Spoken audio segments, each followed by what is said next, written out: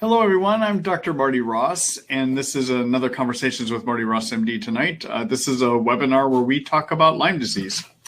And I'm interested to see what you have in store for me tonight. So the way that you participate, two ways. Number one, you can listen in and to the questions that are asked and see what kind of explanations I have.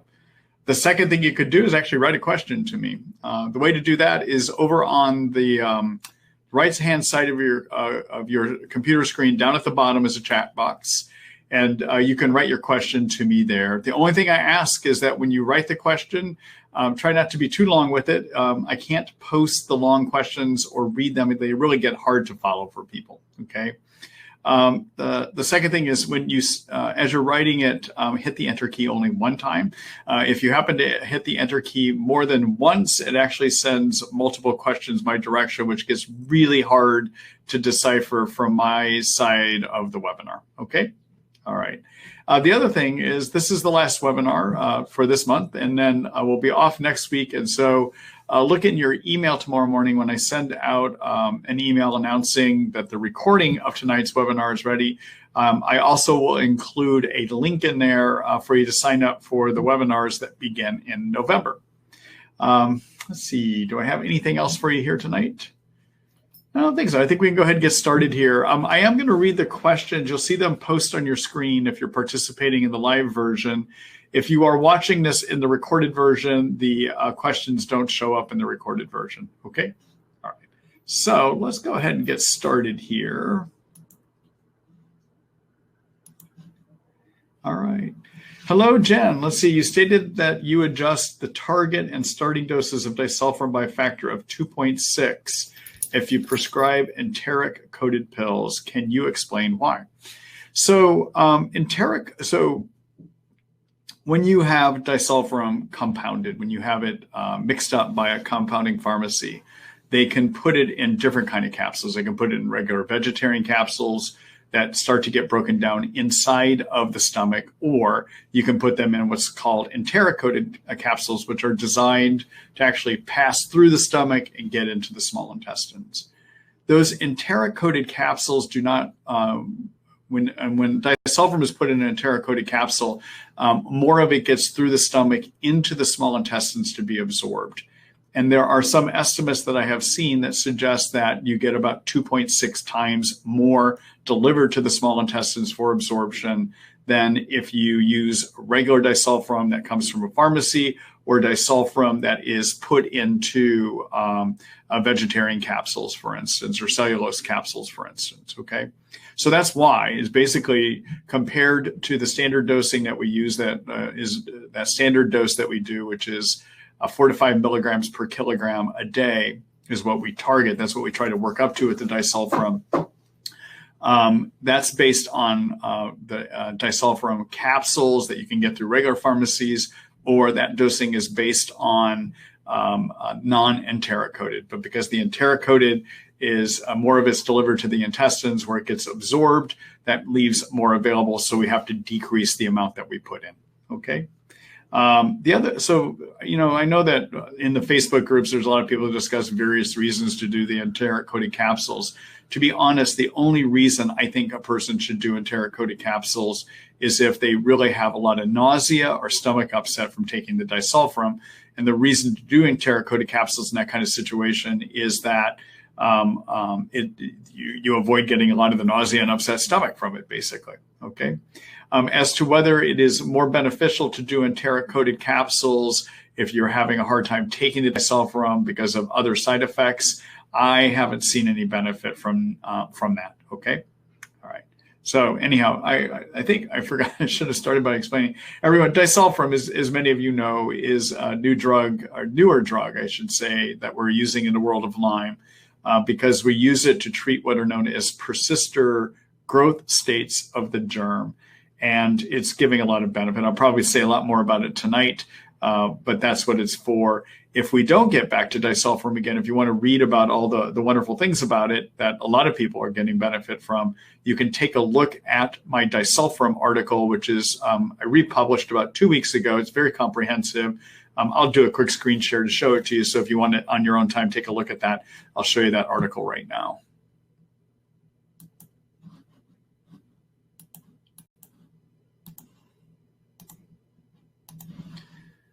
Okay, so this is my Lyme disease information site, Treat Lyme by Marty Ross MD. In terms of seeing what are the most recent articles I've published, you have two options. You can either scroll all the way down on my homepage, where you can see the most recent articles I've written, or if you're interested in seeing more than that, you can take a look at this latest tab here, and here's the latest update that I've done on disulfiram, okay? And in here I talk about why to use it, what does it treat. I even outlined what are the chances of success from disulfiram as well as chances of side effects. So anyhow, there you go.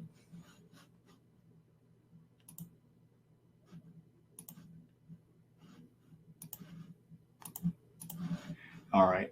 Thanks for the question, Jen.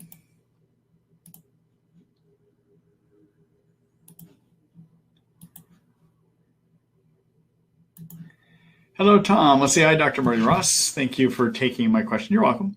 Let's see. I was on disulfiram for 3 months at 250 milligrams because I couldn't tolerate a higher dosage. After I quit, I felt like all of my symptoms were gone for 3 weeks. However, during the last 2 weeks, pretty much all of my symptoms have come back. Do you think it would be a good idea to take disulfiram again, but longer this time? And if so, how long? Thank you. All right. So, based on my experience and also looking at the experience of Dr. Liegner, Dr. Ken Liegner, as many of you know, is the first doctor that started using disulfiram for his patients. He published a case report of about 3 of his patients, a year and a half ago in May, and that's what got a lot of us starting to use it. So Dr. Liegner at the last ILADS meeting about a month and a half ago, it was a virtual meeting, presented on his own chart reviews involving 71 patients in his practice, okay? And what he showed in that it reflects his comments when he was talking about it, is that some of his patients he would wind up treating twice with disulfiram. If they had benefits, but then things came back, he might retreat with the disulfiram.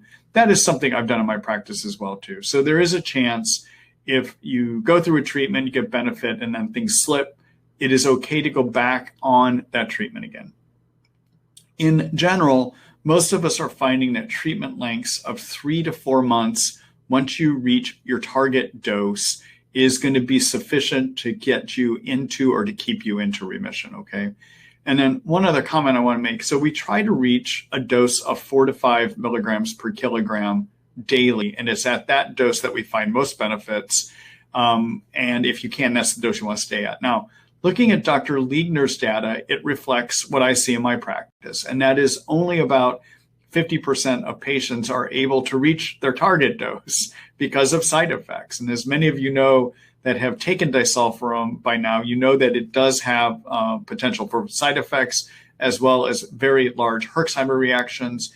In addition, there are issues of how it may interact with alcohol and alcohol-related foods. Okay, so for instance, when you're on disulfiram, you do not want to have alcohol. You want to avoid vinegars. You want to make sure that you're not taking any kind of food that's fermented. And for some people, they even have to avoid foods that have polyphenols in them, and that would be black tea, green tea, as well as caffeine. Now, I don't have everyone stop caffeine and teas right away because I find actually most people can tolerate them. That doesn't cause any kind of problems. But occasionally I'll find a person where I have to take off the black teas and the green teas and even caffeine as well too, okay? It's an occasional person, okay? Keep in mind, one of the fermented foods you need to avoid is Worcestershire sauce. And in addition, you do not want to have either alcohol mouthwashes, and you want to avoid any alcohol products that may touch your skin, including hand sanitizers, for instance, okay? So the problem is with alcohol and alcohol-related foods is disulfiram blocks the breakdown, the breaking down of a product of alcohol called acetaldehyde. And if the disulfiram blocks the enzyme that breaks the acetaldehyde down, and then acetaldehyde builds up and you start getting headaches, maybe seizures, you can get severe abdominal pain. You can feel pretty badly from it, okay? All All right. The other side effects that people commonly get that keep them from getting up to the top dose is some people just get such severe Herxheimer reactions on this that they just can't work up to the full dose. And then finally, about 50% of people get bad fatigue on it. About 30% of people will develop mental health problems on disulfiram, and about 15% of people develop neuropathy problems, okay? The good news is those that can tolerate the medicine, stay on it long enough, and especially those that can get up to the target dose, around 39%, according to Ligner's data, and even my own experience, about 39% are able to get into extended remission, maybe into cure. I think it's a little bit early to truly say cure, but a lot of people can get off drugs and get well and get into what's known as extended remission, where they're not needing any antibiotics for at least 6 months or more. Okay, that's pretty good, actually. All right. So one other thing, for those of you that are listening, and I know I just showed you where to go look at my article on disulfiram, I just want to do a quick disulfiram overview. So disulfiram is being used to treat a type of Lyme, which is known as persister Lyme. And so the way I like to explain it is that there are two growth states of Lyme. There's rapidly growing forms of the germ, or more rapidly, I should say, and there's hibernating forms. The hibernators are what we call persisters. They're really not growing. They've slowed their metabolism way down, and they basically ignore the standard antibiotics that we have traditionally used, things like doxycycline, Biaxin, IV ceftriaxone. All of those type of antibiotics target the growth state of Lyme. And so disulfiram, we know from laboratory experiments, is able to treat the persister or hibernating state. Now, I will tell you, in those laboratory experiments, no one looked to see, does disulfiram actually treat growing forms of Lyme, okay? So one thing I sometimes will do if I get into a situation where somebody has failed a first round and relapsed, as you have, Tim, is the second time around, I might, in addition to having them on disulfiram, I might also have them take some antibiotics to treat the growing forms of Lyme. And that would be, you need to have antibiotics that treat the growing spirochete form, and you need to have antibiotics that treat the growing cyst form of the germ, okay? So I may have just said some confusing things here. So there's two growth states, growing and persister. And then there's two ways that Lyme can exist, two forms. There's spirochete that looks like a corkscrew, and then there are microscopic cyst forms of the germ, okay? And both the spirochete and the cyst can have persister as well as growing forms. So for instance, Tim, if I were to treat you, I might get you back on your disulfiram again, try to see if we can get you up to the target dose, leave you there at 4 months. But while I'm treating you, I might also put you on doxycycline, which is useful to treat the growing form of the spirochete form of the growth. I'm sorry, the growing state of the spirochete form. And I might put you on the herb grapefruit seed extract to treat the growing cyst form or cyst state of the germ. Okay, all right. Thanks for that question. Good luck to you.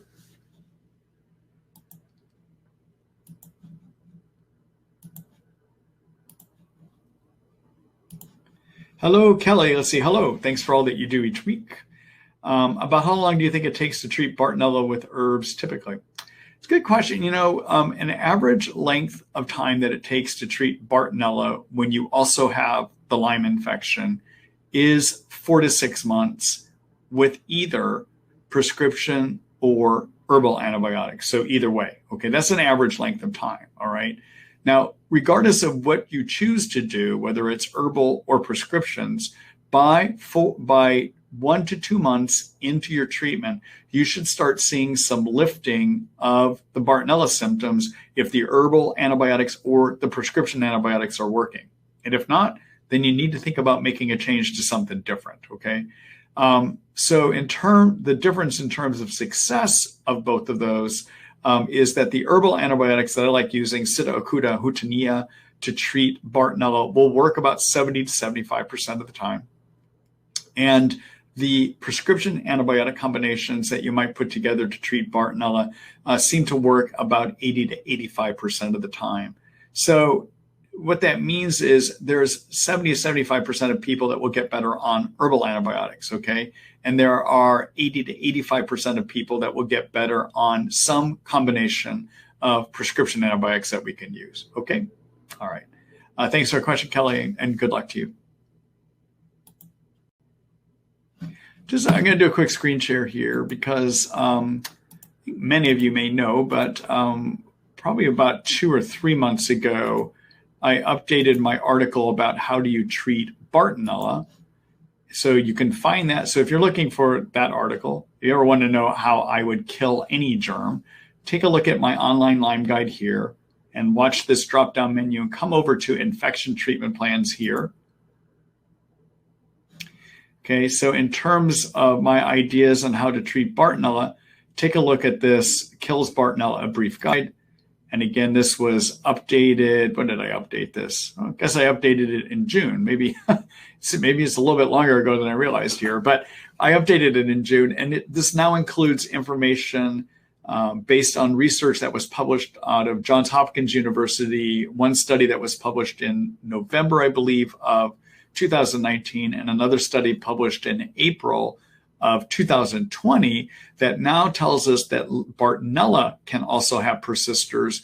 And also those studies told us which antibiotics are best for growing forms of Bartonella. So in this article now, I describe what's best for growing Bartonella and how do you treat persister forms of Bartonella. Okay, those are the major updates that I made in this June 24th update. So you may want to take a look at this too for ideas, okay?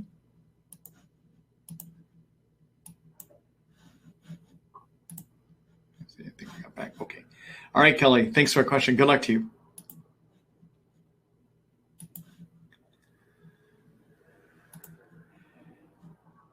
Let's see here. Hello, Jen. Let's see. When are IV antibiotics indicated for the treatment of Lyme disease? Thank you.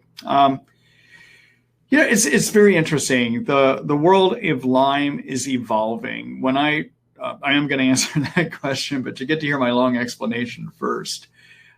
So when I first started treating Lyme disease, I would say that there were, and that was back in 2004. Okay, so I've been at this for 16 years now. Prior to that, I had mainly been focusing in my integrative functional medicine practice and treating chronic fatigue syndrome and fibromyalgia. Okay, so but in 2004, I started moving into treating Lyme disease. So I've been doing it for quite a while. But back then, there were competing schools.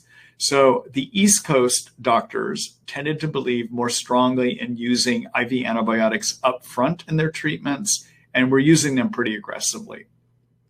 Here on the East Coast, out on the East Coast, they were doing antibiotics, and out here on the left coast, we were predominantly using mostly oral antibiotics out here. So, okay, that's why I call it different schools of thinking. Okay, so out on the right side of the country, out on the East Coast, basically people were using a lot of IV, and then out here we were doing oral antibiotic regimens.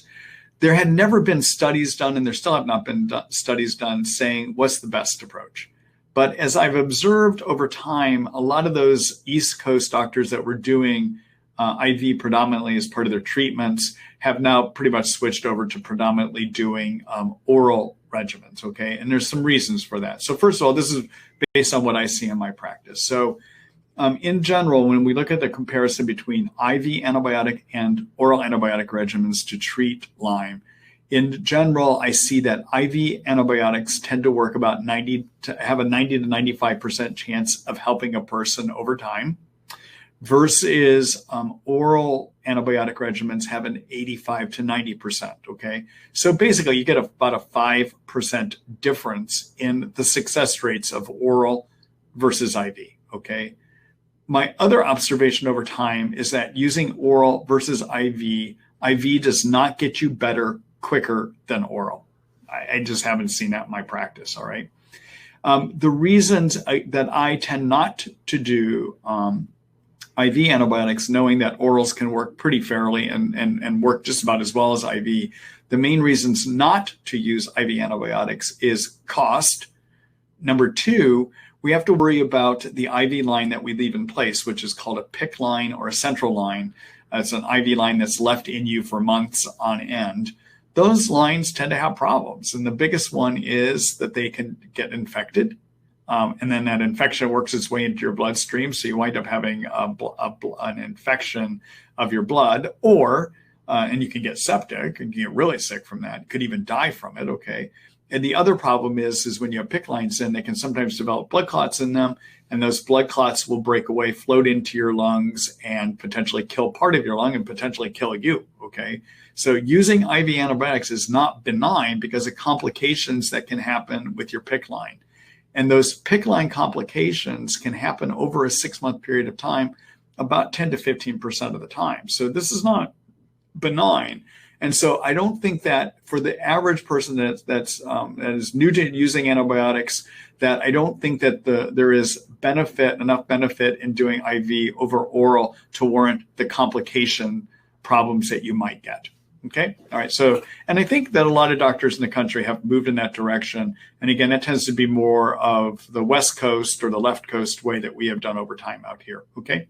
All right. Now, having said all that, when would I think about using IV antibiotics? So I sometimes would use IV antibiotics if I'm about 9 months or so into an oral regimen and I'm getting absolutely nowhere. Okay. That's one time I might consider doing it. The second time I might consider doing it is if I've got a patient that I'm treating and they start having rapid deterioration, either in cardiac rhythm problems and electrical problems of the heart, or if they are having rapid decline in neurologic symptoms as well too. Okay, those are some situations where I might move to do IV antibiotics sooner than later. Okay, all right. Now, one other thing I just want to say to you in terms, you have to keep in mind with Lyme and with the Lyme germ, and then I'll say more about the Bartonella germ, Babesia germ. The Lyme germ takes time. Okay, there is no quick solution when you have chronic Lyme. It takes time to recover. All right, and so what I tend to see in my practice was actually based on a study that was presented at the ILADS meeting probably about 9 or 10 years ago. And that study, the author looked at how long does it take people to improve. And in that study, he put everyone on Biocidin, which is also known as clarithromycin, and Flagyl, just those two antibiotics. And what he found is that by 3 months, 30% of people started having some improvement. That means by that time, 70% had no improvement, okay? By 6 months, 60% of people being treated had some improvements. And by 9 months, 90% had some improvements, okay? So first of all, it can take time. Then, more recently, the LymeDisease.org in California, many of you may be familiar, they've been running a project called a big data Lyme research project, which is called My Lyme Data. Okay. And what they're doing in this, is they basically ask people with Lyme disease to sign up to be on their mailing list. And they periodically will send them out a question question or group of questions they want them to respond to. So they recently completed a study that I think they either have just published, I believe it is now just published, or they're going to be publishing it. And in that study, they were trying to look at what determines if you're going to get better from Lyme. All right.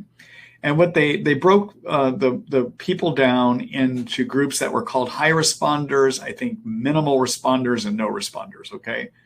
The people that were in the high responder group were people that had been on antibiotics with or without herbal supports for at least 1 year or more. Okay, at least 1 year or more. Okay, this is the Lyme germ I'm talking about. Okay, the other thing that their study showed that was beneficial to whether you got better is whether you were working with an experienced Lyme practitioner who knew how to kind of weave and dodge through all the problems that might develop as you're being treated. So not somebody that just part-time treats Lyme, but somebody whose major focus in their practice was on treating Lyme disease, if not their only focus in practice. Okay. All right. So that's what LymeDisease.org they either just published it or they're getting in the process of publishing it. Okay. So I want you to know it can take a year or more to get better, to recover from Lyme. And by 3 months, only 30% of people are getting better. Okay. Now, when it comes to treating Babesia, an average length of treatment is about 5 months. And by 2 months, the majority of people will be getting better. Okay. When it comes to treating Bartonella, average length of treatment is 4 to 6 months. And usually by about 1 to 2 months into a Bartonella treatment, if it's the right treatment, you'll start to see improvements. Okay. So my word to you when considering IV antibiotics is consider using it if you're not getting better, but you have to juxtapose that against the fact that it takes a long time, even if you're doing IV or oral antibiotics, for most people to turn a corner. Okay. All right. And I don't mean that as a discouraging thing. I say that so that you know what to expect as you're getting treated. Thanks for the question, Jen.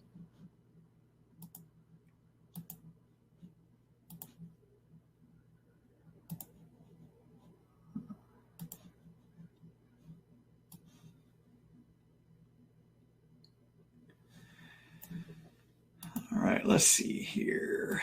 Hello, Tom. Let's see. Do you have an opinion on the possibility of what infection for a couple of these symptoms? Pressure in and around the eyes, even though intraocular pressure is reported as normal. The eyeballs can even feel firm to the touch, affecting proprioception, which of course increases anxiety, makes it difficult to drive. Also, a very weakened diaphragm that causes difficulty generating a powerful speech or breathing control. I catch myself unconsciously clenching my stomach, presumably to increase blood flow. I suppose it would be similar to the definition of what some people call the MS hug.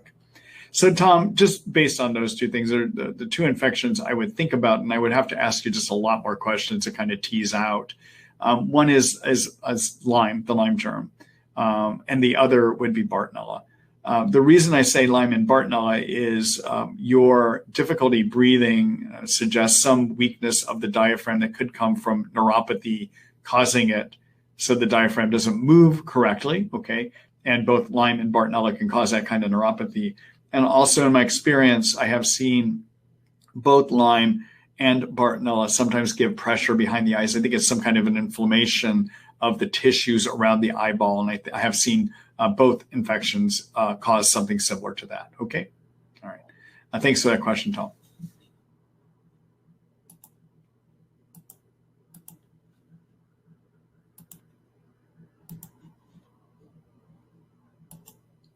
Hello, Kelly. Let's see. Hello again. If a patient tests high for ochre toxins, a level of 44, how long does it typically take to treat when using binders such as GI detox? Okay. So Kelly's asking a question about mold toxins. All right. So mold toxins are also called mycotoxins. And so Kelly, I'm going to answer your question, but let me just do a background for everyone. So basically, mold toxicity can sometimes look like Lyme disease. All right. They can cause similar problems to Lyme. And 75% of all of us would never have a mold toxin problem, but 25% of all people, regardless of whether they have Lyme or don't have Lyme, are susceptible to developing mold toxicity. And the reason is 75% of people don't have a genetic programming problem with mold detox, but 25% of people do. All right. So what happens in the 75% of people that don't have mold detox problems, they breathe in a mold toxin from the world around them. That mold toxin gets absorbed through the lungs into the bloodstream. And then there are immune cells that will come by and tag those mold toxins so that other immune cells will come in and break those mold toxins down. Okay. That's what happens in 75% of all people. 25% of people, based on the research that was done by Dr. Richie Shoemaker, who's the first person that described mold toxicity problems. His information, his science would suggest that 25% of people have a genetic programming error where their immune system does not tag those mold toxins when they're in the blood. And when they don't get tagged, they don't get broken down. What eventually happens is they are processed through the liver as a fat toxin. They come out of the liver as a fat-based toxin, and they get out into the intestines. And as a fat-based toxin, they can literally get reabsorbed back into the bloodstream. So you just get this endless loop of toxins being moved out into the intestines, reabsorbed back into the blood, out into the intestine. It just keeps going round and round, okay? So the problem with those toxins is they're directly toxic to the nerves, all right? So you can have neuropathy from that.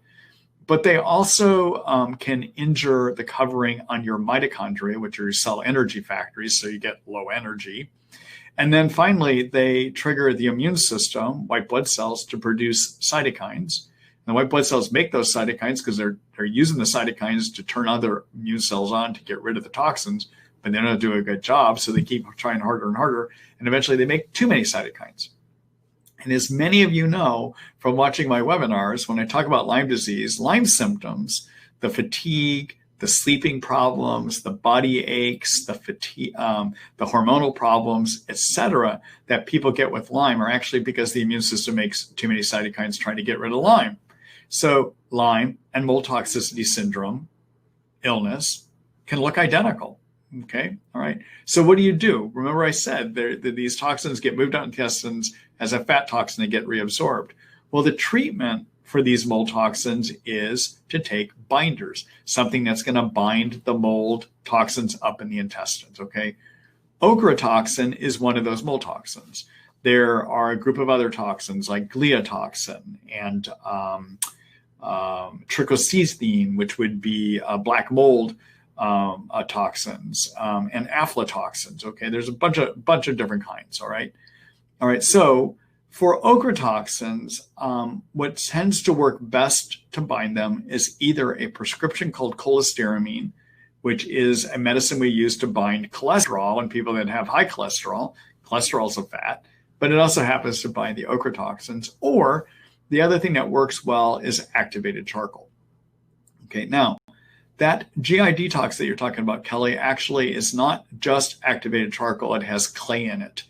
And if your only problem actually is ochratoxins, what I would suggest is actually not using the GI detox, but rather just getting activated charcoal. Okay, you don't need the other stuff that's in the GI detox capsule. Okay, all right. And so a typical way that I will use either the GI detox or activated charcoal when I'm trying to remove any kind of toxins is I try to work a person up to taking 2 pills twice a day. All right. And my experience says that on average, it's going to be about 3 to 6 months of that kind of an approach to get those toxins out of you. That's on average. Okay. 3 to 6 months. Now, what I like to do is I'm treating people is I like to go back and retest to see after about 3 months, are my binders working? Because if not, then I may need to change my binders, okay? And if they're not working, then I need to look at the environment that a person is in and see if they're being re-exposed. Sometimes we have to go back and fix their homes or the place that they work, for instance, okay? All right. So I'd say 3 to 6 months on average, okay? All right. So for those of you that are new to this idea of mold toxicity, let me just do a quick screen share. You can look at these ideas that I was just talking about.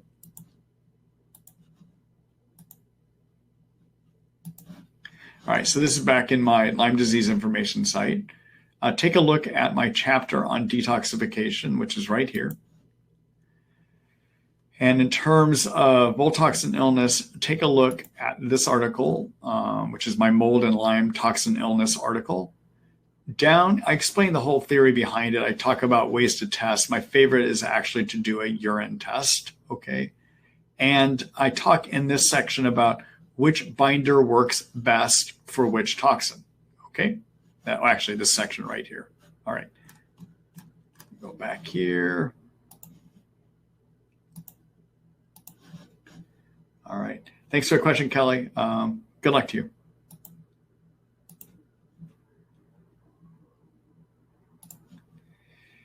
Ms. E says, greetings to all. Oh, thank you, Ms. E. And greetings to you too.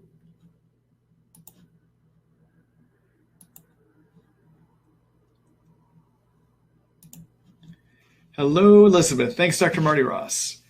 Continuing, let's see. I removed an attached tick 4.5 months ago. I took Doxy a few days later, but had a severe allergic reaction. So a week later, I took a 21-day course of amoxicillin with 7 days of rifampin. I am still experiencing fatigue, muscle pains, and vibrations. What antibiotics would you advise now? For how long? And can I take them with my herbs? So, Elizabeth, I answered this question last week, I believe. I would steer you back. I'm not going to take the time today take a look at the webinar recording from last week's webinar, and you'll see that I answered it there. Okay. All right. Good luck to you.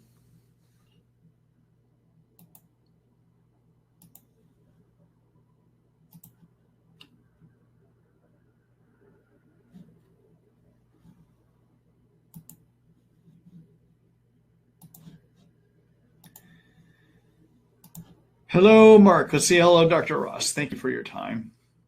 You are so appreciated. Thank you. I appreciate that back. See, I remember you saying years ago, something happens to the body, I think, between 1 and 3 p.m., which I think you said to take NT factor. My wife currently takes 1 NT factor in the AM and is ultra sensitive. The pain increases every day between 2:30 and 4 p.m. Could you describe again why this happens and why she should take the NT factor or anything else, and how many a day? She doesn't get weak. The pain just increases. Thank you. So, Mark, I think I'm not sure if you're remembering correctly. So what I have said about timing of something in the afternoon is regarding something called ashwagandha. Okay. So ashwagandha is a Chinese and Ayurvedic medicine herb that has been used for centuries because it's been observed to help give people more energy, and especially when they're under either physical or psychological stress. We know from animal studies that ashwagandha helps your adrenal glands work better and your thyroid. When I have people take ashwagandha, I have them take it in the morning, and I try to have them take it between 1 and 2, because if they take it too late in the afternoon, it may be too stimulating and keep them awake at night. Okay. All right. Now, NT factor also is something you can take to improve energy, but it works in a different way. And I think that may be why you're having some confusion here, is ashwagandha takes care of energy, NT factor takes care of energy. Okay. NT factor is a product that is made up of phospholipid fats, and in addition has some micronutrients in it that can help your energy factors called mitochondria work better. Okay.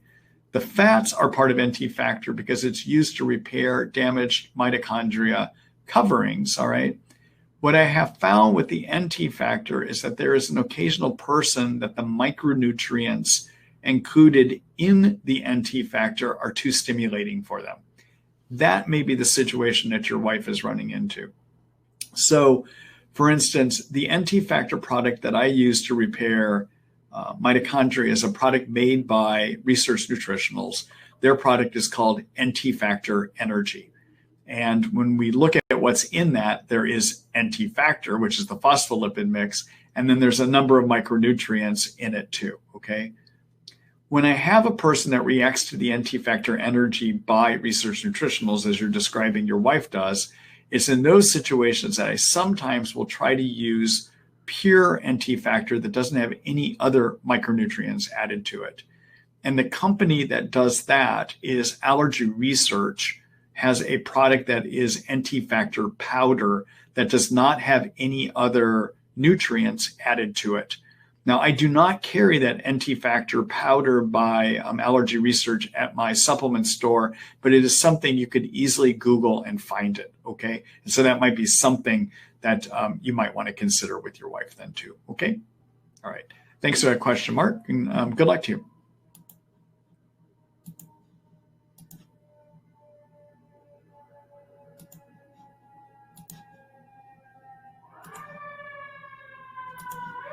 Hello, Steve. Let's see, over the past year, I've had enlarged veins on my inner ankles that sometimes hurt and foot pain. Is this a BART symptom? And if so, will it go away with treatment? If not, what could a differential diagnosis be? So maybe it's a BART symptom, probably not. How's that for an exact answer? But let me explain why I'm saying that. So your veins in your legs are used by the body to help bring fluid and blood out of your legs, okay? And as we age, sometimes the muscles that are used to hold those veins together get weaker over time. And so it's not uncommon as we age that we start having some swelling and dilation of those veins, okay? So that could be one of the things. In addition, Bartonella can infect the lining of your blood vessels, the cells that line it, so it can lead to inflammation. But also Bartonella can break down connective tissues that hold, that wrap around your veins to hold them together, to hold them tight, to make them squeeze tight. And Bartonella can cause that to break down. So it's possible it could be from Bartonella. I don't have a real way of, probably to help give me an idea, I would want to do an exam and ask you more questions to help see if I can help figure out which reason you might be having those dilated blood vessels, okay? All right. Thanks for the question, Steve.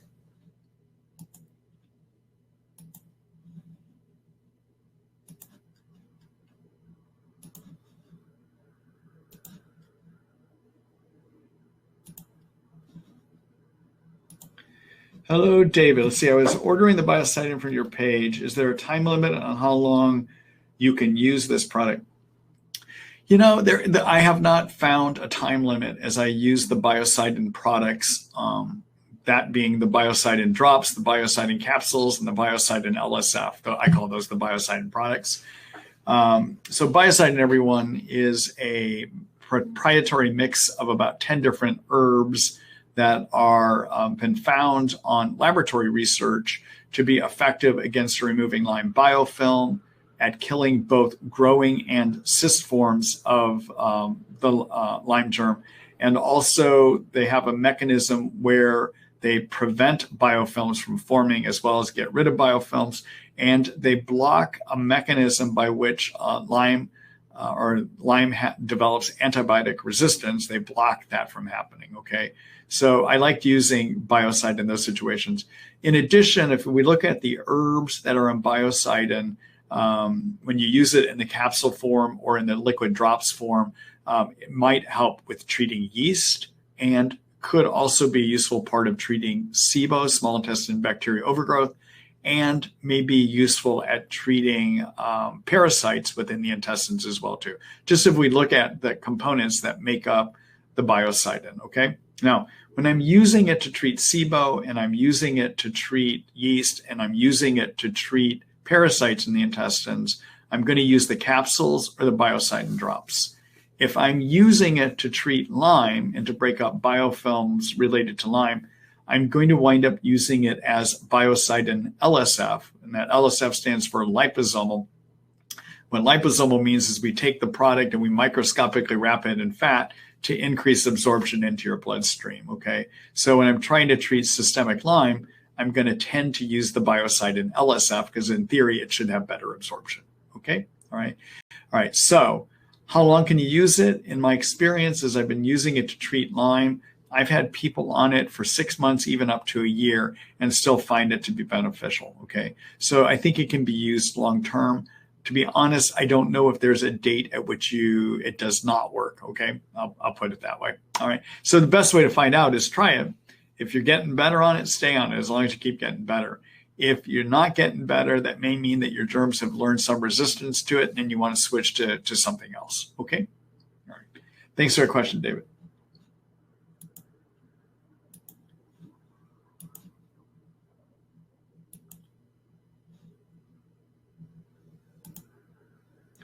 Hello, Judy. Let's see. Hello. I would like to know what you are using for resistant, persistent Bartonella. Are you using methylene blue? If so, combining it with what? Does it need to be combined with another antibiotic, or have you used it successfully just with herbs such as clove, cinnamon, and oregano? Anything else? Thank you very much. Okay. So, Judy, I explained some of this in that Bartonella article I told you earlier, but let me kind of go through it here for everyone too. So Bartonella, everyone, we now know based on research that was published in, I think it's November, December of last year of 2019, has been shown now to have both growing forms and persister forms, just like Lyme has, let me reuse my words. It has a growth state and a persister state. I'll call it that way, okay? All right. And with this breakthrough that happened with the research that was conducted at Johns Hopkins University that got published in November, December, where they first described to us that Bartonella has persisters, that kind of gave us an idea as to why some people with Bartonella have a hard time recovering. All right, so many of us were encouraged by that discovery that was published late last year that showed that Bartonella can have persister forms.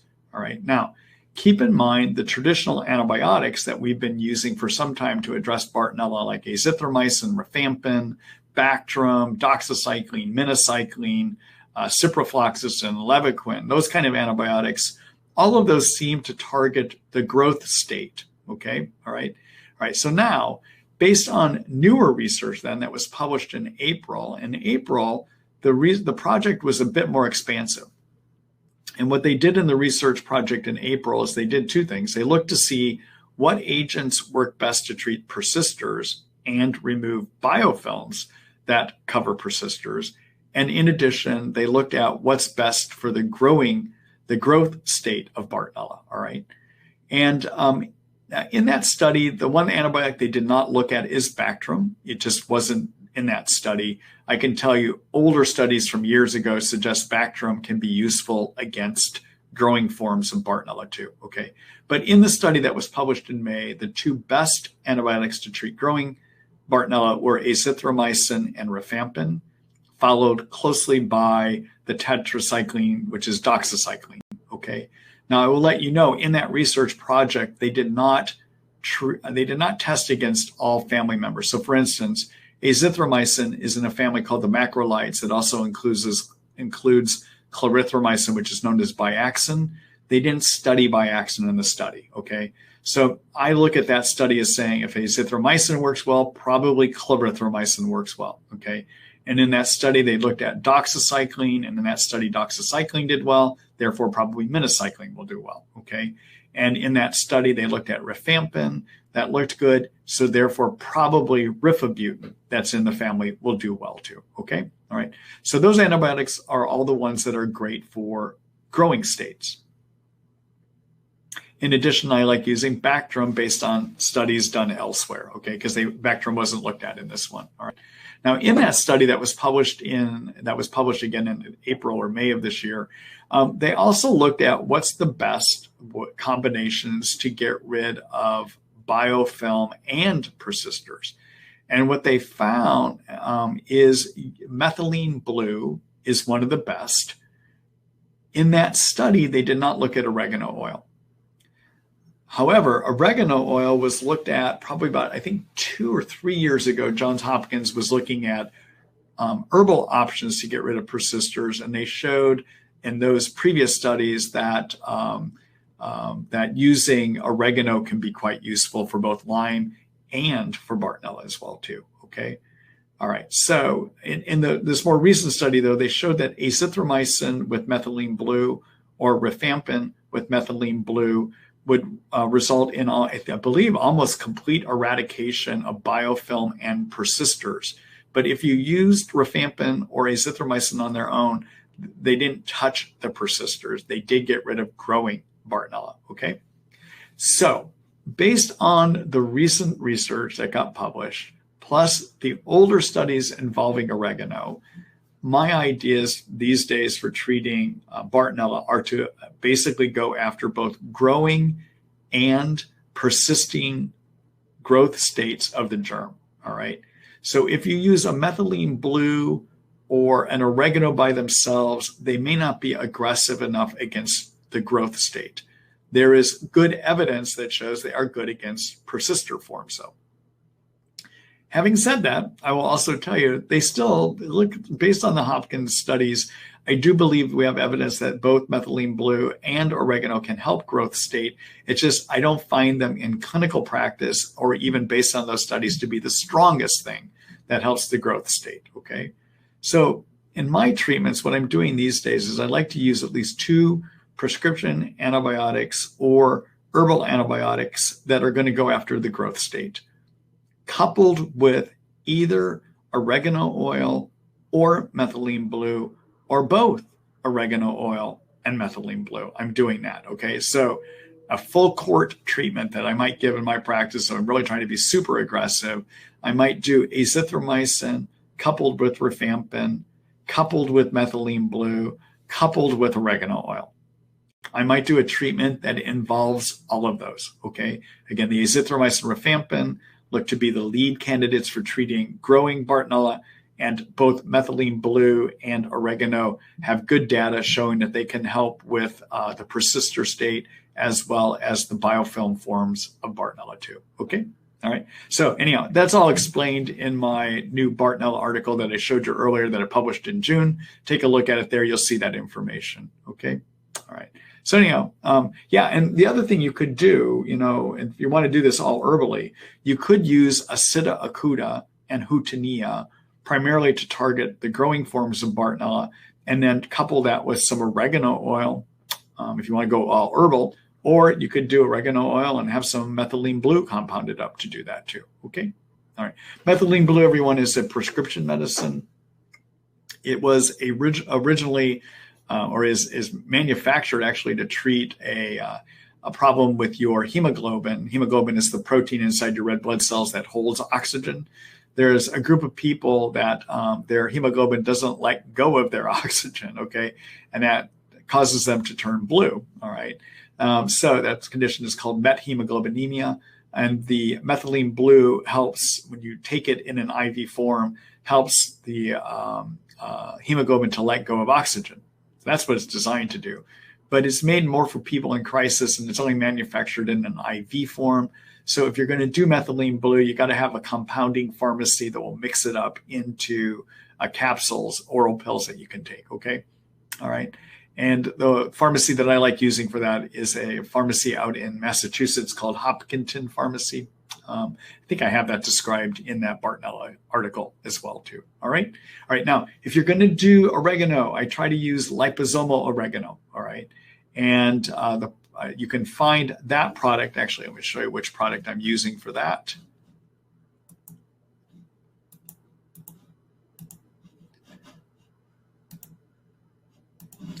All right, so this is Marty Ross MD supplements. This is the site. If you're wondering, what do I use for curcumin? Just type curcumin in my search bar and you'll find which I use, okay?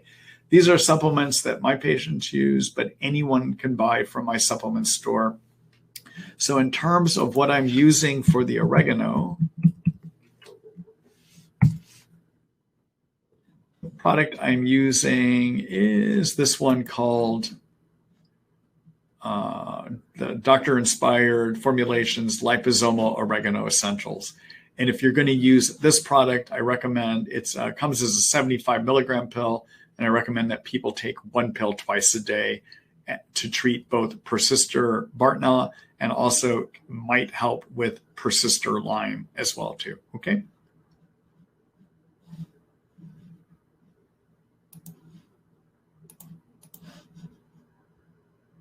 Thanks for your question, Judy. Good luck to you.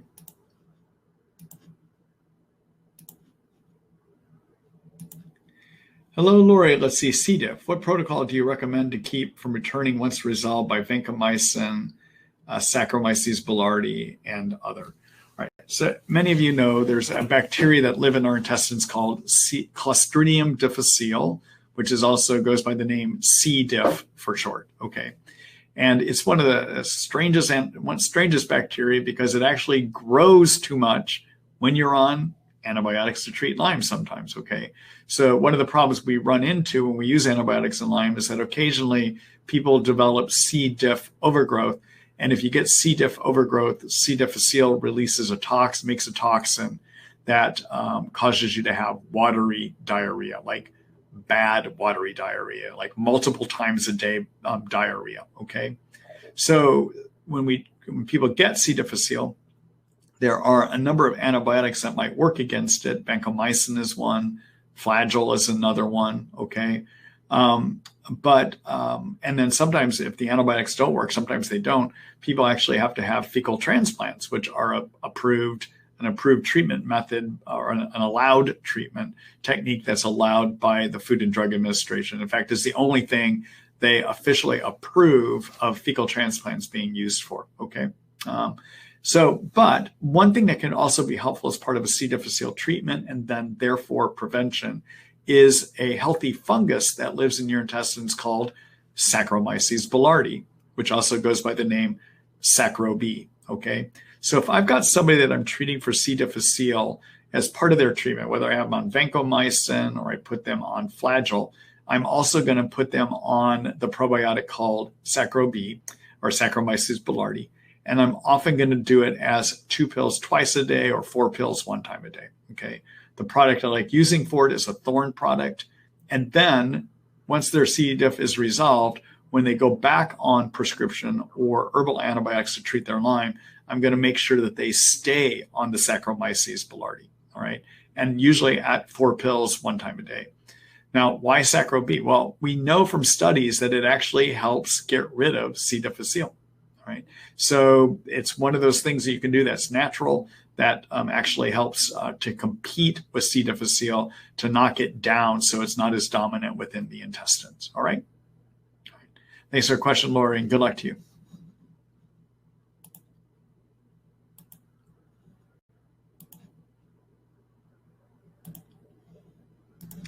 Hello, Brandy. Let's see. Hypersensitive emotions.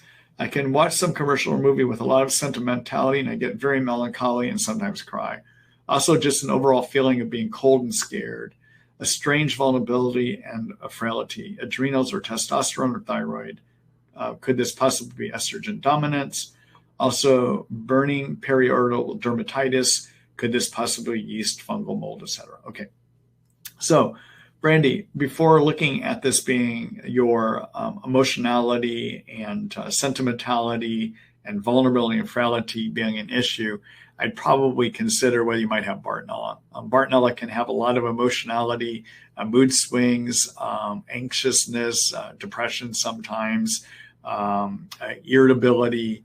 Those all are qualities that sometimes we'll see with Bartonella. So take a look at my How to Diagnose Bartonella article. I'll show you here in a minute where I give you some clues on how to go about figuring out if you might have Bartonella. Okay.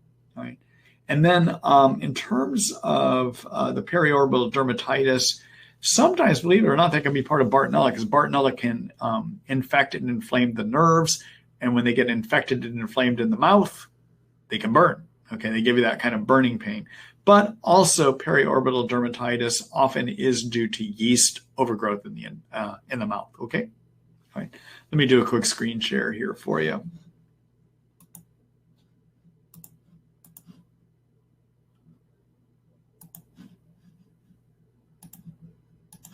All right. So this is back to my Lyme disease information site. In terms of how to diagnose Bartonella, take a look at my How to Diagnose section here within this website, and then take a look at this article, How to Diagnose Bartonella in Chronic Lyme Disease. Okay, all right. And so a lot of your decision about whether to treat Bartonella is based on the symptoms. And I list them in some detail here so you can help figure out if you have Bart based on your symptoms. Okay.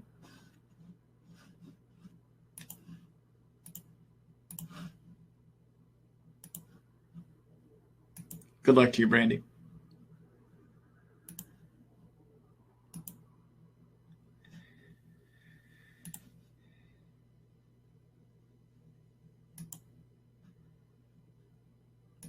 All right. Hello, Eileen. Let's see. What are the challenges to diagnosing chronic late-stage Lyme? All right. So, diagnosing Lyme is controversial. All right. So the standard way that a lot of doctors will look at to try to determine if you have Lyme is they will only diagnose it if you remember you had a tick bite and if you have a positive test using the technique that's recommended by the CDC and the Food and Drug Administration. All right. So one major obstacle to getting a diagnosis is doctors won't consider you have Lyme disease unless you have a known tick bite or unless you have a test that is positive based on the CDC FDA approved test kit. Okay. All right. But we know that 50% of the time that somebody has chronic Lyme, they don't remember a tick bite. Also, 50% of the time that somebody has chronic Lyme, they don't remember, actually it's 70% of the time that somebody has chronic Lyme, they don't remember having a bullseye rash. Okay, so it's possible to have Lyme and not remember a tick bite or have a bullseye rash, okay? But the obstacle is most doctors don't know that, all right? Secondly, the other obstacle is testing. And so if we look at the test the technique that is approved, that most doctors use, it's a technique that's that the Infectious Disease Society of America endorses and that the Centers for Disease Control endorses, and that is using what's called a two-step test.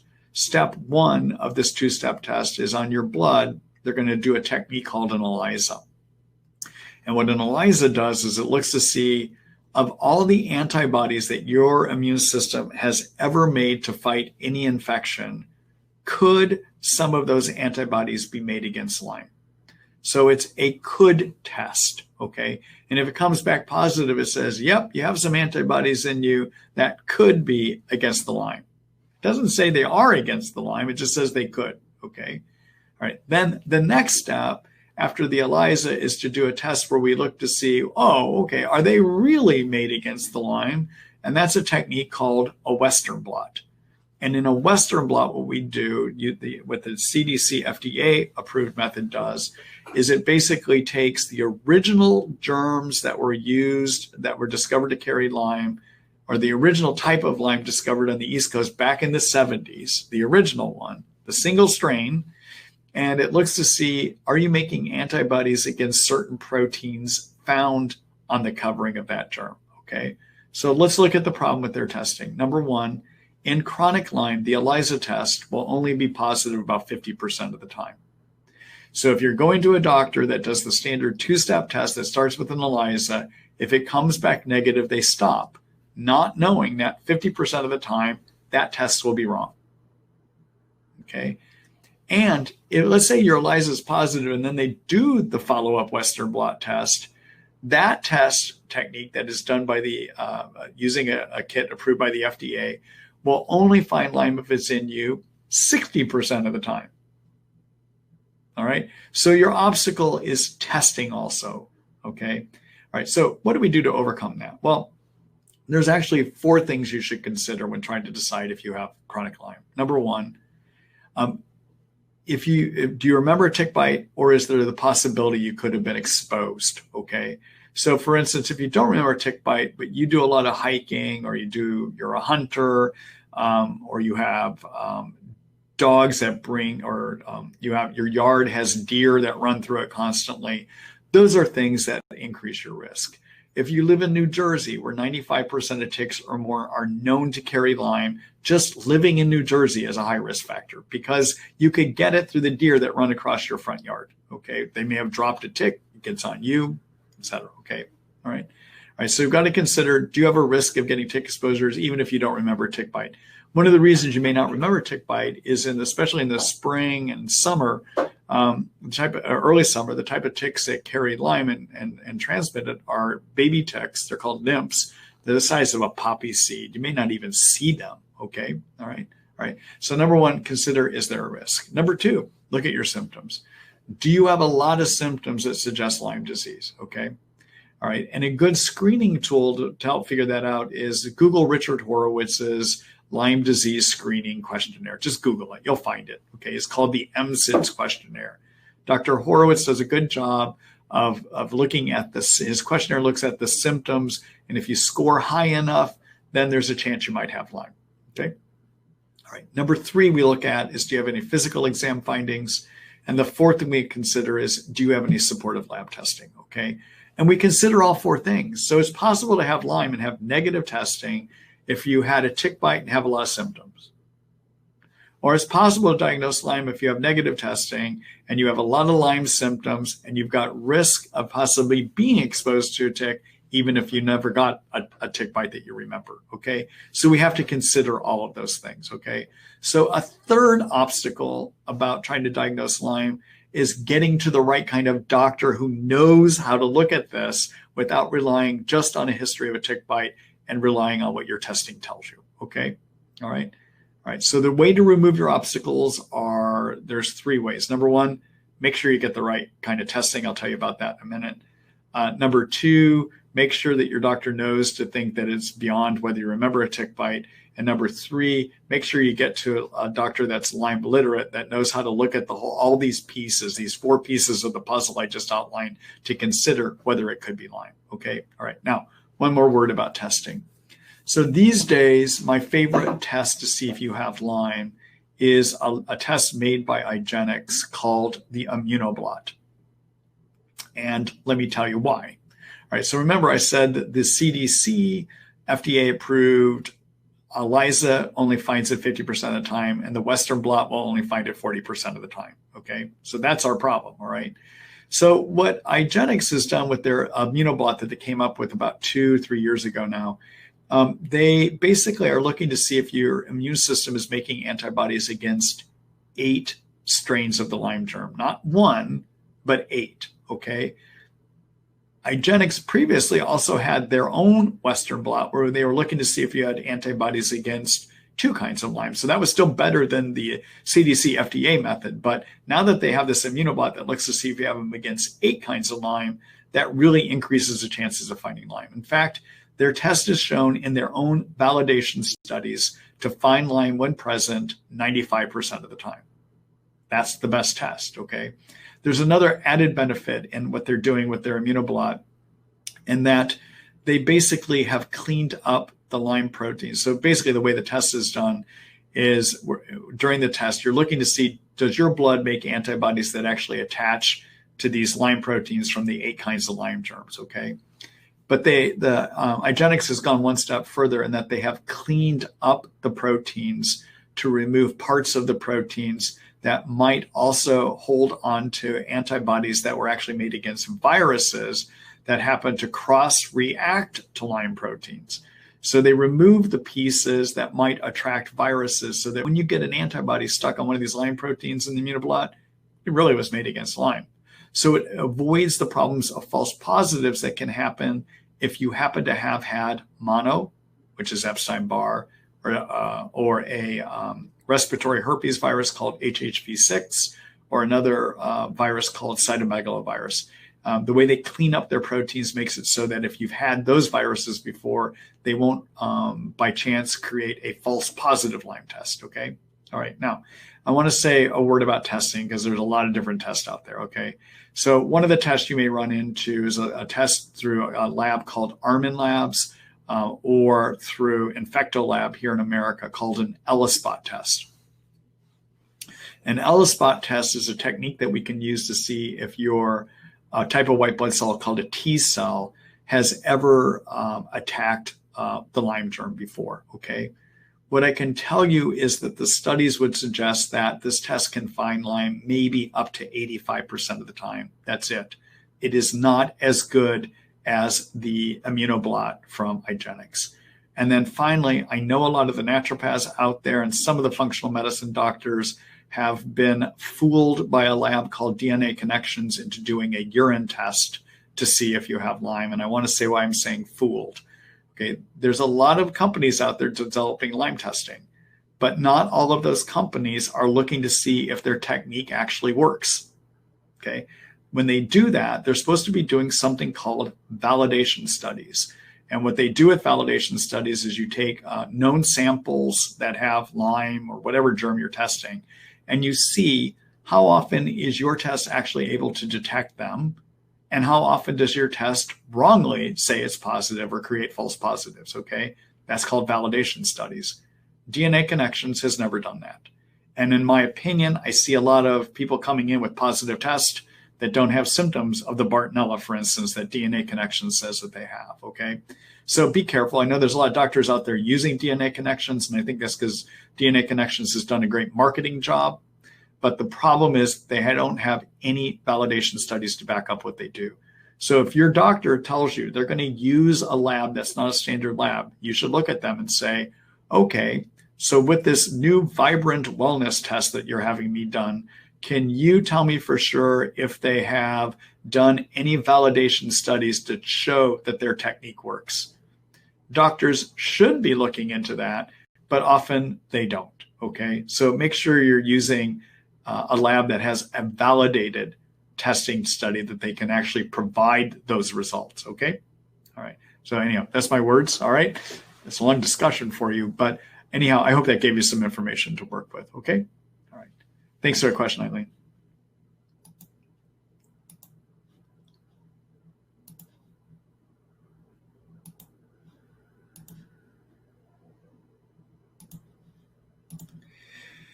Hello, Catherine. Oh, actually, forget. I was going to say one other thing, but I'm not going to. I changed my mind. Anyhow, hi, Catherine. Let's see. Thank you for your generous information, which is so helpful. Are heart arrhythmias common with Borrelia burgdorferi, which is Lyme, or with tick-borne relapsing fever, Catherine? So, Catherine, they can be common with Borrelia. To be frank, I'm not quite sure if they're that common with the tick-borne relapsing fevers. I'd have to look into it a little bit more. A lot of the tick-borne relapsing fevers we're now starting to test for, but our ability to test really is more of a recent phenomenon. Most of us knew to think of tick-borne relapsing fevers if people had a history of relapsing fever. They would go through periods without increased temps, and then the temperature would come up.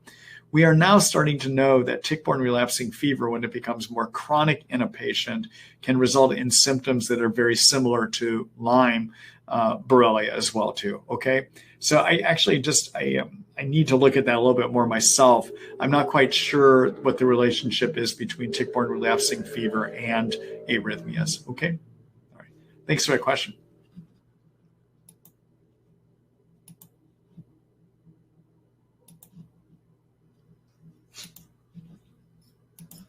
Hello, Lynn. Hi, Dr. Ross. Can persister forms of Lyme or bark cause symptoms, or are they inert while hibernating? Also, Buhner talks about mosquitoes carrying Lyme. Our family is militant about tick exposure, but mosquitoes are harder to avoid. How much of a problem do you think mosquitoes are? Those are a great questions. Both of them are. So, yes, I think that hibernating Lyme can still cause problems. So although it's hibernating or persisting, the immune system can still see it. And white blood cells will still overproduce cytokines, trying to turn on the immune system to fight the germ. And even though the immune system doesn't do a good job against these persisters that live in biofilms, it still is turned on to deal with it, okay?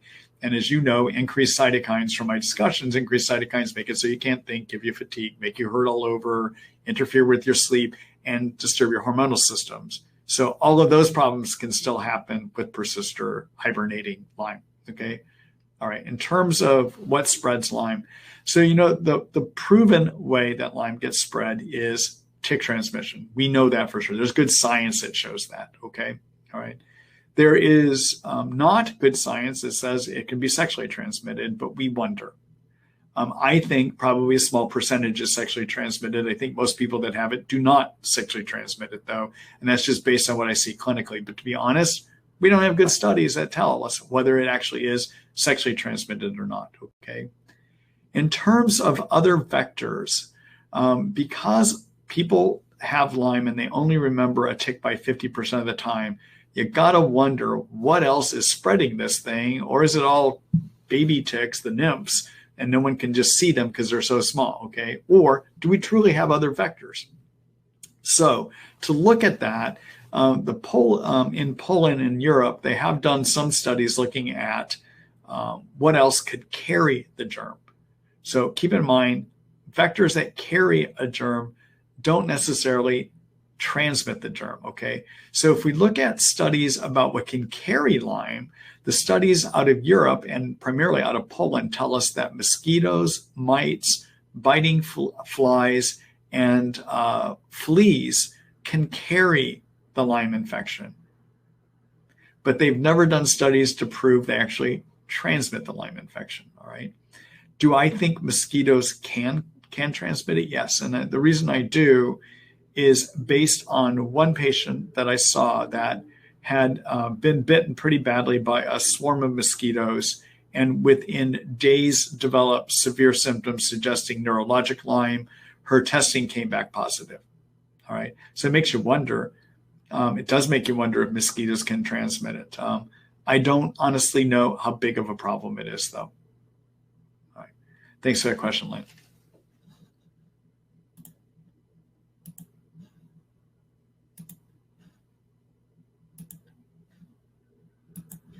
Hello, Kelly. Let's see. Do you retest for Bartonella when one is done with treatment? If you did, would it still show up if you got rid of it or put it into remission? Okay. So when it comes to Lyme, and Bartonella, and even Babesia, we don't have good testing to prove we're done. All right. I'm just going to start by saying that. Okay. So again, one of the predominant Lyme tests that most of us will do is the antibody testing using a Western blot. Okay.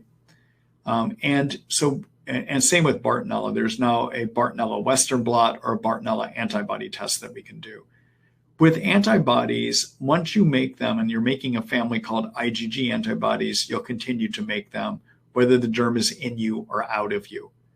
And there is no correlation between the intensity or the amount of antibodies you're making and whether the germ is in you or out of you. I know some practitioners are redoing their Western blots every few months, looking to see is there any change in that, how intense the reaction is. But I got to tell you, there are no studies that have ever been done showing that there is any correlation between the amount of germ that is in you and what happens on a Western blot. We don't know.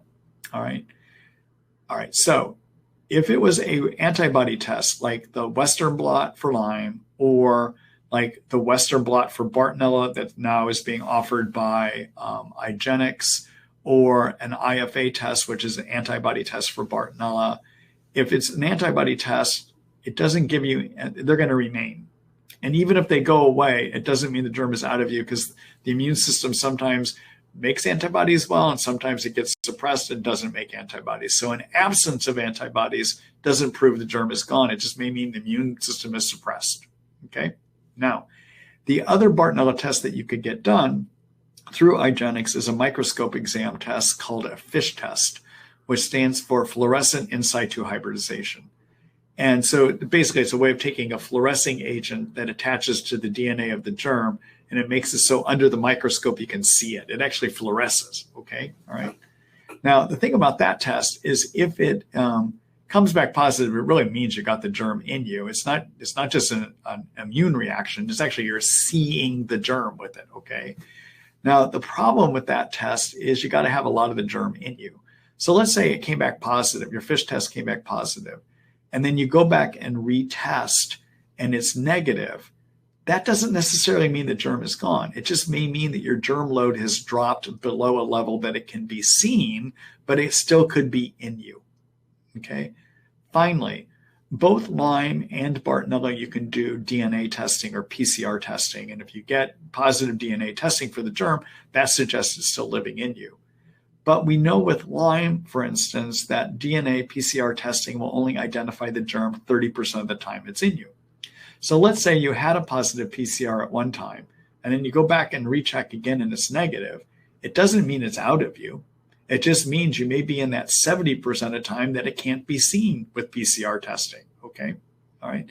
And in Bartonella, I don't know what the false negative rate is with PCR testing, but there is. So if you get a negative PCR test, often in Bartonella, it may mean that it doesn't prove the germ is out of you. Okay. All right. Finally, I know there are a lot of my colleagues that are using the ELISpot test through Armin and Infecto Lab as some way of looking to see, is the germ gone?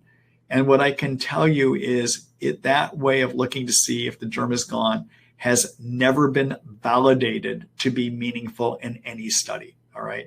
So what the idea is with an ELISpot is that you're looking to see do a group of white blood cells, which are known as your T cells. They're the white blood cells that actually attack a germ. Okay. We're looking to see, do your T cells remember attacking Lyme or attacking Bartonella? T cells, the majority of T cells that are in you are circulating T cells. And once they're made, they last for 2 months. That's the majority of them, okay? You can also have another group of T cells, which are memory T cells that aren't supposed to circulate, but they can. So they might get in your blood, all right? So the way that this testing is done is we draw your blood, we take out the T cells, we put them in a test tube, and then we introduce proteins from Bartonella or Lyme into that test tube, and we see if those T cells react by measuring if they make cytokines. And if they make cytokines, then we think, aha, there's evidence that you have these infections because your T cells must have seen them. And because most T cells only live for 2 months, that means your T cells must have seen them in the last 2 months. Okay. But remember, I just said you can have memory T cells.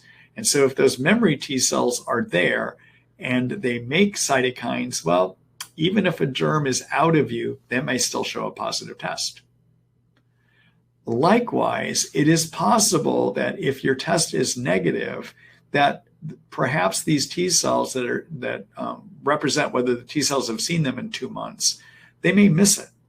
And the reason they may miss it is Lyme can go into hiding. It goes into these persister forms that I've talked about. It may even hide in tissues where the immune system can't see it. So using ELISpot testing gives us a false hope. And I strongly disagree with any of my colleagues that are trying to use it as a means of saying you're done. It's never been validated.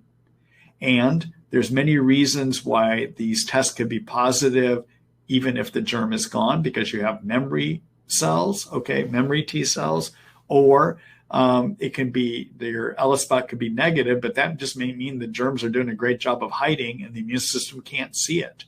So in the end, we have no testing that tells us where we are with any of these infections, and we have no testing that proves we're done with any of these infections, okay? And any doctors that are doing that with you, having you go back and redo your Western blot or redo your ELISpot because they want to see where you are, they're doing it because they're actually feeling insecure. They want some evidence they're doing the right thing, but they're looking at the wrong evidence, basically, okay?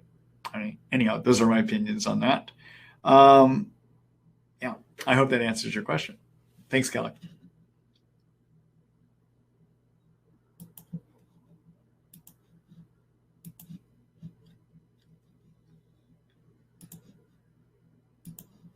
Hello, Ms. E. Are you aware of Malia Supreme, neem leaf, and what are your views with using to treat Lyme? Thank you. You know, I am not familiar with that one, so I don't have an opinion. Thanks for asking your question.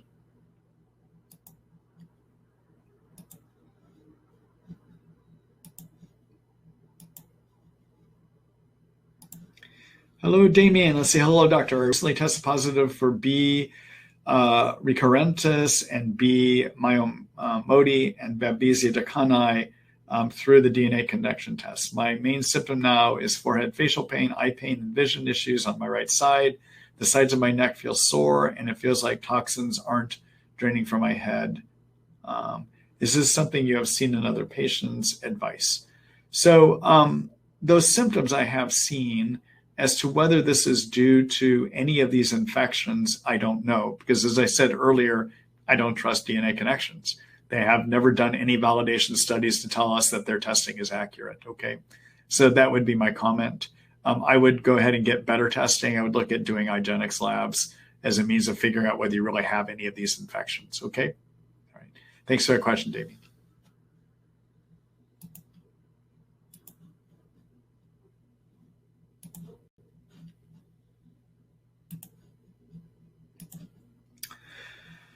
Hello, Jennifer. Let's see. Good evening, Dr. Ross. I have been treating my Lyme, Bartonella, and Babesia for 6 years. After being on numerous antibiotics, herbals, Malarone, etc., I was able to get off of everything and just take disulfiram. I was on 125 milligrams of disulfiram for 10 months and was doing pretty well, but had stiff and dry tendons and ligaments. So as of about a month, I have been off of disulfiram and back on cryptolepis, 10 drops twice a day, and artemisinin 250 milligrams for 3 days on and 11 days off. I'm also on Bactrim double strength twice a day, but I feel like I'm crashing rapidly and don't know what to do. I am sweating profusely day and night. Sometimes I'm hot and sometimes I'm freezing. For example, today I have been boiling hot and sweating all day to the night that my clothes are wet. And in contrast to that, I get shivering, teeth chattering, cold in the evening, and even when the sun goes down. I also have body aches, headaches, and severe fatigue. Do you think this is Babesia or dysautonomia? Any suggestion would be appreciated. So, Jennifer, to give you the best answer, I'm going to give you an answer, but to be honest with you, I'm hamstrung by not being able to ask you a lot more questions. I need to know more things about other symptoms that I usually track with Babesia. I would need to know some other questions about whether you might be getting too many intestinal yeast in you.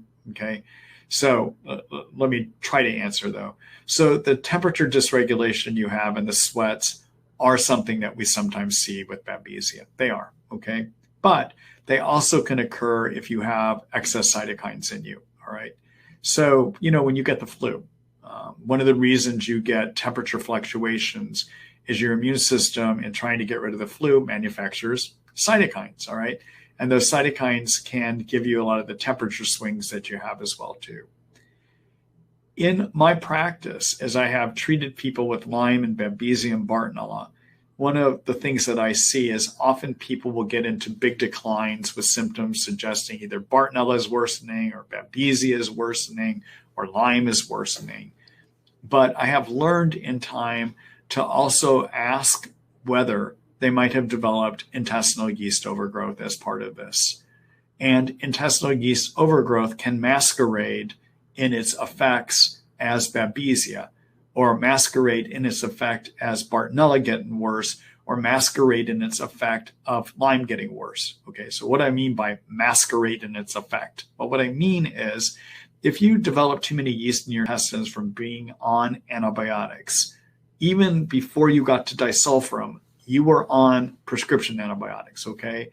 And we know from studies that looked at 4 years out after you have been on just 10 days of antibiotics, studies of the gut microbiome tell us that the bacteria lining your intestines is still abnormal, even 4 years later. And that abnormal bacteria makes it so that it's easy for yeast to overgrow and overpopulate. You get yeast overgrowth, okay? So it's possible for anyone that's been treated for Lyme that has even in remission a year, 2 years down the road to start having symptoms that look like Lyme and have it actually be that it's too many yeast in the intestines. And so here's why. So when you get too many yeast in your intestines, the immune cells that line the intestines, so keep in mind, 70% of your body's immune cells line the intestinal tract. 70%, okay? And if you get too many yeast living in the intestines, the immune cells will see it, and they're going to manufacture cytokines, all right? And as you know from tonight's webinar, all your Lyme symptoms are predominantly cytokines. A lot of your Babesia symptoms are primarily cytokine effect. A lot of your Bartonella symptoms are primarily cytokine effect, okay? So I always want to look when somebody gets into a big decline to figure out, gosh, did they develop too many yeast? All right. So sample questions you could look at is, do you have increased sugar cravings? Are you getting a lot of intestinal gasiness or bloating? One of the things you can also happen in a woman is we might have more vaginal itching or vaginal discharge. And finally, when you have too many yeast in the intestines, they release toxins that can interact with your skin, and that can lead to pimples and acne, for instance, okay? All right, so you kind of look at those kind of questions. But if you have a lot of symptoms suggesting yeast, treat the yeast, okay? Because that may turn everything around. And so as part of answering your question, I would need to talk to you directly to figure out, do I think based on your symptoms, do you also have yeast going on here? And if I thought you did, before escalating a Bartonella or a Babesia or a Lyme treatment, I would probably want to focus on getting the yeast out and see where we are after about 3 to 4 weeks. Okay. All right. So I'm going to do a quick screen share here for you.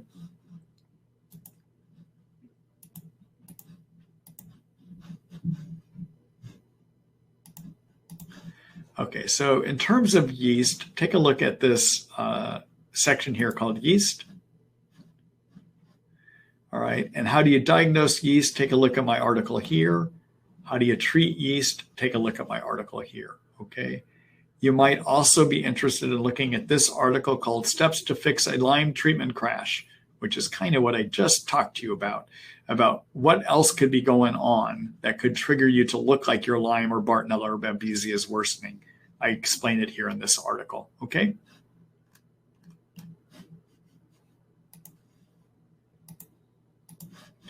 All right, Jennifer, thanks for that question. All right, everyone, that's it for me for tonight. I've had a fun time being here with you tonight. Thank you for being here. So tomorrow morning, take a look at your email in the morning. Somewhere probably before about 9:30, I should get out to you the email announcing that the recording is ready for you to view with the links on where you go to see that recording, okay? In addition, my intention is to be set up to have you sign up for the next series of webinars that will begin in November. Again, I am off next week, okay? All right. And then finally, just one word, my public announcement here. Make sure you guys vote. Keep in mind, these webinars are all about your health, but it's really important this season to vote for whoever you want to vote for, but make sure you're voting in a way that is going to be a way that supports your health care. Okay, that would be my plea for everyone to do. Let's try to create some changes out there that's going to help support people with Lyme staying healthy and having insurance to remain healthy too. Okay. Anyhow, good night, everyone.